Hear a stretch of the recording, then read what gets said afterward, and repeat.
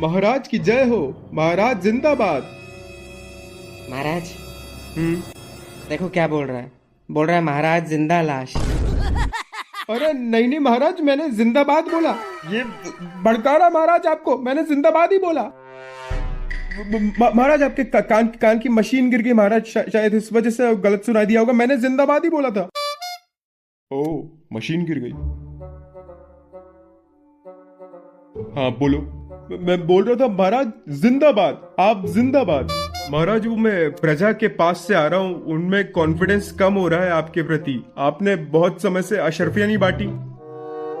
ये अशर्फियां क्या होती है बाबू? अरे वो ऐसे स्क्वायर शेप के डब्बे में नहीं आती हैं, स्क्वायर शेप की बनी हुई वाइट कलर की। वो बर्फियां होती है बे। तो तुम बताओ अशर्फिया क्या होती है?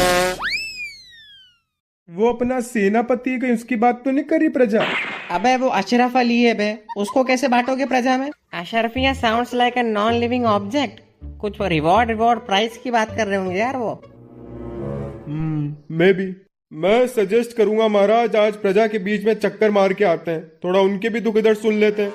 अबे आज संडे है यार, today is the day for Netflix and chill. रोज भी तो साला यही करता है चितकबरा चमगादड़। ओ, कुछ कहा तुमने? नहीं महाराज हम बताएं, ये जनता वंता को छोड़िए और पास के गांव में चलते हैं। वो आपकी आइटम है ना झुंझलावती, उसको देखने। जे बात, तुम इतनी मधुर बातें बोलते हो इसलिए हमारे करीब रहते हो। सीखो कुछ इससे। हमारी माने तो महाराज झुंझलावती से दूर रहिए, एक नंबर की गोल्ड डिगर औरत है। गोल्ड आपके पास बचा ही कितना महाराज जो वो डिग करके ले जाएगी। ये गले में आपने चेन भी तांबे की पहन रखी है लोगों को फालतू इम्प्रेस करने के लिए। बात तो सही है। अरे पर महाराज ये बात उसको थोड़ा ना पता है कि सारा गोल्ड बेच के आपने स्टॉक मार्केट में इन्वेस्ट कर दिया और आप लॉस खा के बैठे हो। वो तो ये समझ रही ना, भाई साहब बनिए का बेटा है, बहुत पैसा होगा, लूट लूंगी साले को। अरे सही बताए महाराज, ये जेलस है आपसे।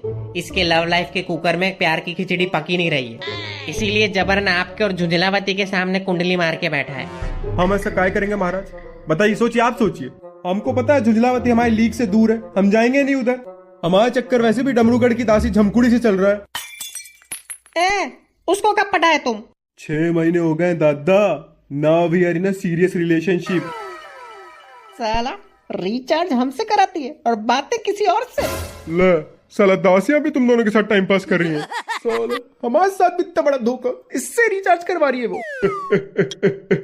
अब तुम दोनों अंडा छीलो बैठ के, इसलिए तो हम कहते हैं हमारी झुंझलावती से बेटर कोई नहीं। दोनों ने पटाई दासी, दोनों बन गए कूल। दासी ने पटाया दोनों को, बन गए ब्लडी फूल। महाराज एक खतरनाक खबर लाया हूँ। अरे पिंकी आओ आओ। महाराज एक ऐसी खबर है जिसको सुन के आपके तोते उड़ जाएंगे। और तोते तो आज इन दोनों के उड़े हुए पिंकी। बताओ बताओ। महाराज पता चला है कि अपने पास वाले गांव की जो रानी थी झुंझलावती, वो रानी नहीं है, डमरूगढ़ नाम के किसी गांव की दासी है, जमकुड़ी।